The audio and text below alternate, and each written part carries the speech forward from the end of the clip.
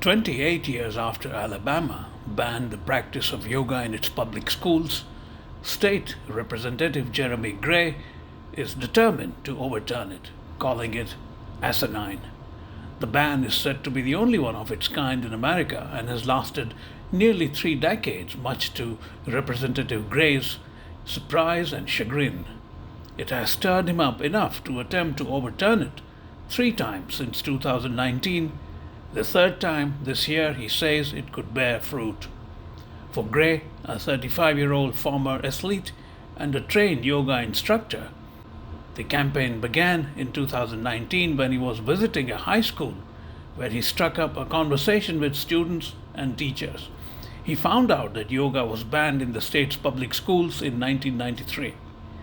That turned him into a strong advocate of reinstating yoga in Alabama's public schools. Jeremy Gray spoke to Mayank Chaya Reports. To briefly recap, you were talking about the bill that you've tried to introduce for nearly 3 years now. And this year, you think there is a possibility that it might go through? Yeah. So like I was saying, in 2019, I originally brought the bill because I was at a high school, and just through conversation with the teacher, I wasn't necessarily there for yoga. I was there for just my political position. But through having conversation with teachers and staff and students, I found out yoga was banned in 1993.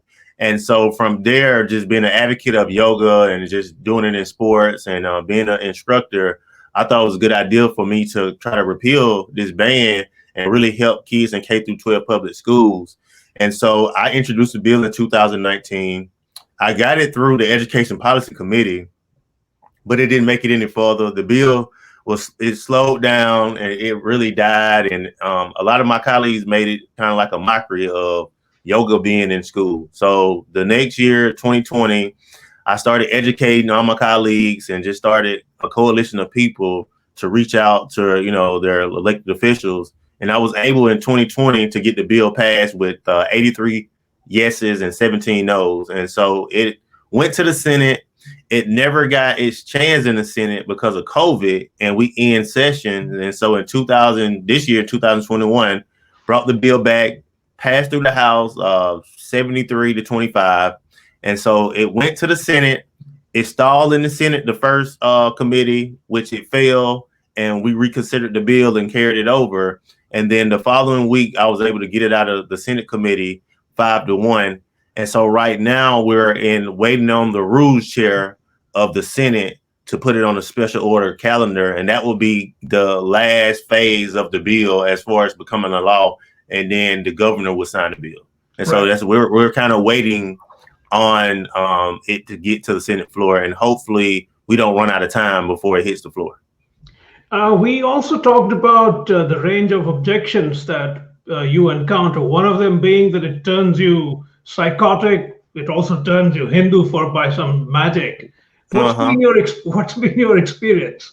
Yeah, same thing. That doing yoga exercise in America turns you into converts you into Hinduism. I mean, that was just so foolish. It was asinine. I was like, if you're gonna object this bill, come with things that you can really move people. Because if you're looking at this from a national standpoint in another state, you're going to be like, oh, they're crazy in Alabama, and so it really didn't make us look well, and, as a state. And then we come back and say, well, yoga is dangerous for children. They can break their neck. And then someone would say, then what about hockey and football and soccer and gymnastics? So to me, they don't have a point at all as far as a con or anything of that nature.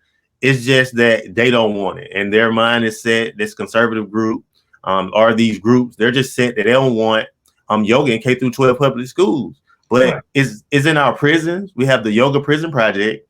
You can do it in like private schools and other schools that are not public schools. We're doing it in gyms, universities. We're doing it everywhere in the state except K through 12 public schools. And it's not, from my understanding, maybe like some of the older kids may want to actually do the whole exercise. But for the most part, when you talk about young kids, age of 5 and 6, it's just about breathing and being mindful and being able to control your temperament and your breathing. And up under that, they have casted yoga in this way that it's, not even yoga that some people are talking about sometimes, but you have to umbrella it so you can fit everything in, because they can easily say that, okay, you're breathing, you're meditating, you're concentrating, that's yoga, right? And so I've heard that in the bill, they was kind of upset that it had meditation in there. I said, and I was like, don't you meditate when you pray? Don't you meditate when you read? Don't you meditate? I mean, I said meditation is a part of clarity to get you to understand whatever you're doing. So I couldn't. It's just some people, no matter what you do, the bill is never going to be good, right? And it's not a perfect bill by any stretch of imagination. If it was my choice, it would just be yoga, however you wanted to do it. I mean, I had no problem with that, but I had to come to a compromise, and I think that I've compromised enough, and I'm not just gonna keep trying to water down the bill to pass the bill. I've heard amendments come, like they had to sign a waiver. Kids had to sign a waiver, and they had to say something like, yoga is Hinduism, and be aware that this may convert your kid. And I'm like, I'm not accepting that amendment. I'll be foolish to accept that amendment. And so I didn't accept that amendment. And at this point, we just want to get it on the Senate floor for a vote. They will keep probably saying radical, crazy talk, having radical, crazy talk around the bill. And I think that, for you to say such, divisive stuff, I think they like the attention. I mean, to me, right? I wouldn't get in the newspaper, national news, international news, and say the stuff that they're saying. I'm actually trying to do something good for the children, and I don't even like to do all the interviews and be in the newspaper, but they love to say the most craziest thing. And I think it plays to, some of the things that are just going on in Alabama in general, just with conservatives. When were you first introduced to yoga? So I was introduced. So, first understanding yoga, to me, it was just exercise, because it was something that we did in sports, right? We wanted to be flexible, work on our mobility.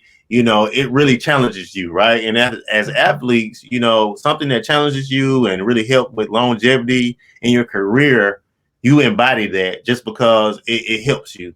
And so from there, I got interested in it. And then essentially, when I was playing football, I was kind of working at the gym. I'm doing personal training, and in the off season, and I started just taking these yoga class like every week, or maybe 2 times a week. And what transpired like a year later, the instructor actually had shoulder surgery, and they knew that I was basically in the class for a year, right? And so I learned her routine, and so they got me certified. I went through to get the certification to teach the class, and I started teaching yoga, right? And so from there, I kind of really embraced it and really understood the mental side of it. I never understood that side first. It was just physical. Then I thought about the breathing and, control your temperament and how you can find clarity, and it can help with stress and all those things. I really had a greater insight of what yoga could do for you. And so I kind of fell in love with it. And so I've been practicing it since probably for like 10 to 12 years now. And so when this bill came up, I was like, this is a no-brainer. I mean, this helps people, right? It's proven. Like, they have studies. There is data that shows that this works. Universities have, information around how this is good for people, both mentally and physically. And so I became an advocate for, especially when I figured out it was banned in Alabama. It was only right. I mean, I'm only the one of the few people in the state house who actually is a yoga instructor. Like, most people have like taken it at some point. So I think it was kind of like God given, right? What's the chances of you going to a high school and you figure out yoga is banned in Alabama and a little bit about it, right? So I was grateful for the opportunity. Right. Did you initially have any misgivings about it in terms of cultural response to yoga when you started? No, I didn't personally because I'm more of an open-minded person. I think outside of the box. I know that nothing can turn you to anything. I never even heard that, right? And so my introduction to it wasn't like it's a religion. It's like this is helpful for you, right? And so I never even seen it in that way, even in that light, until I got into the legislature, and it was like, oh man, like this is serious. That you all really think that this is a religion, this is some kind of imagery where you're gonna hallucinate and you're gonna become like hypnotized. And I was like, I was like, at some point I was like, what did I get myself into? Right? I'm like, I was just trying to pass a bill, and now this is turned into a circus. And so I never had any, thoughts about, is this true? Because that's not how I kind of learned it. That's not how I adopted it. And that's not how they train you when you do your training certification. You learn a little bit about the history, but it's not a big part of it where it's saying that it's a religion and that it does all this demonic stuff that people are talking about. So, I mean, if and for me, even being a black man in an impoverished neighborhood, it's not many people even know that what yoga is, right? And so for anyone, if it's coming from an innocent place, it would be for me, because True. It's not like this is something that I've learned as a child or someone taught me, until I brought this bill. Probably a lot of people in my community, they probably didn't even know what yoga was, right? And so This is an opportunity to educate people. And, I do the yoga exercise at my community center, and so many, impoverished, stricken kids are able to kind of channel that energy and, be one with themselves and have clarity. And we find that when we do yoga before any exercise we do or any workshop or any kind of curriculum, the kids have a greater attention span. And so a lot of them have, wanted to adopt it and wanted to get mats and things of that nature. And I just don't, I think it does more good than bad, way more good than bad. Yeah. Right. Why do you think yoga is seen as a sort of a Hindu Trojan horse, if you will? I think it's just because when you talk about just the plight of Christianity in general and just how strong it is, especially in the South. And in the South, is different like in like the West. In the West, you can barely find a church. In the South, there's a church on every corner, right? It's just too many churches, right? And I think that a lot of people, just being that in 1993, we're in a Bible Belt state and it's all about Christianity, I think that when it comes to anything else, they're going to oppose it, even if it's good for you. And we have to just be honest that sometimes as Americans, we adopt what we want to adopt, right? And so, because to be honest, in history, if you would talk about the founding fathers, pretty much everything that we know has been stolen, and in some degree, right? The language we speak, the calendar that we adopt, even the religions. When you talk about religions and how closely they're knitted together and things of that nature, so I think we pick and choose. If we look at it from a Bible context, the Christmas tree is pagan. Christmas is a pagan religion. Valentine's, Easter, all those things. And so I think that this is one of those things that they just want to fight. I think that is embedded in a lot of conservative people that this is bad and it's good for the base. But majority of the people that you talk to, I know that news sometimes in media can create a volume that it seems like everybody in Alabama is against this bill, but that's contrary to popular belief. Most people are for the bill. Most people do yoga, and it's just a small number of people who never done it, don't understand it, and really just have a hard time wrapping their mind around it. And so that's kind of where we are. Is really more people for the bill in general than against the bill. You've pointed out the gap or the chasm between school teachers who fully approve of yoga and conservatives who completely reject it. How do you bridge the gap as someone who has been advocating for so long? Well, my thing is I can't bridge the gap on someone who doesn't want to understand, right? It's one thing if you want to understand. It's another thing when you just don't, right? And so with educators, when we talk about this is an education bill, right? So the state superintendent, all of the people in education, all the way from the counselors to the teachers to the principals, think that this is a great bill. And so it's to me is I focus on those that I can educate, right? And at least give them a helping hand on how to understand the concept of yoga and why is it important. When you're talking to some people, they don't care, right? You can give them facts. It could be proven studies. We can say that they're doing this in Baltimore for disciplinary problems, and it's really helping them, and they've got away from in-school suspension. They don't care. We're just in a place where when it comes to hot button issues, is just gonna vote one way. When it comes to abortion, when it comes to transgender, when it comes to gun rights, it doesn't matter if you have educational components around why we shouldn't do these things. We're just in a state where if it's a code word, if it's some kind of word that triggers the mass, they're gonna heavily either be in favor of the bill or oppose the bill. And so that's just kind of where we are in Alabama. But hopefully, just through me being here and just progressive legislation like this, we'll come to a point where we're kind of like some of these other states. Because if you didn't really know, Alabama was the only state in which it was banned.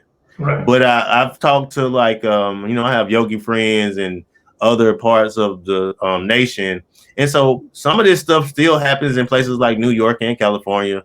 When you talk about as far as the religious aspect, not being able to do it, they can do it in their schools and they can implement it.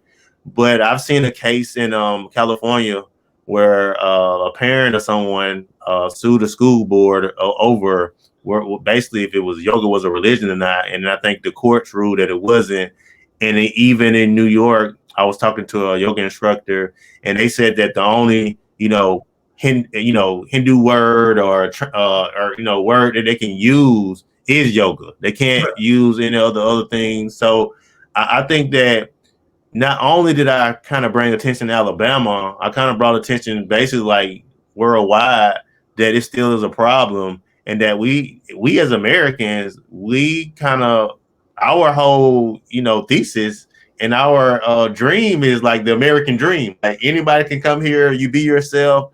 And I don't think we're living up to that. And I think that we shouldn't let the little small things divide us. I think that our Indian brothers and sisters, y'all contribute great to America. And I think that we should keep that relationship. And I don't know why something just so as trivial as yoga should separate us. I think it divides us. I think there's some great people in the Indian culture. And I think that we should embrace that and we should learn from each other.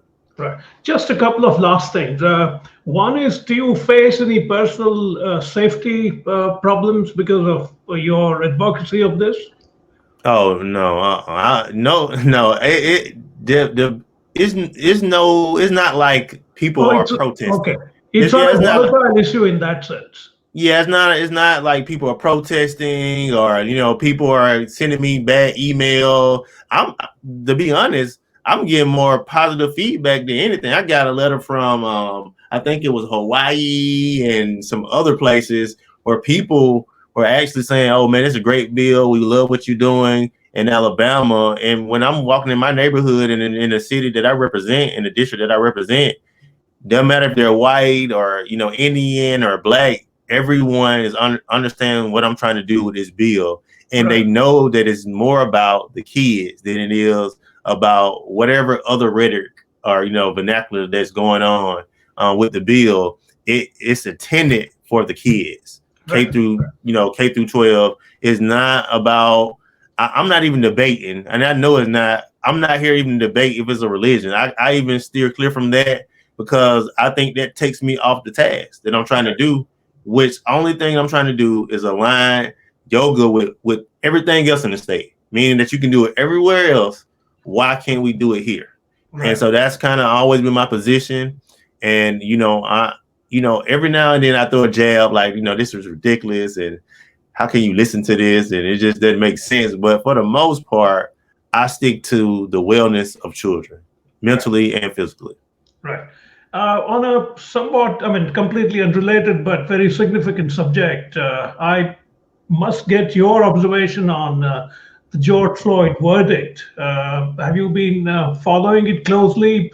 How do you think this is going to shape this rather disturbing debate that's been going on in America for decades now?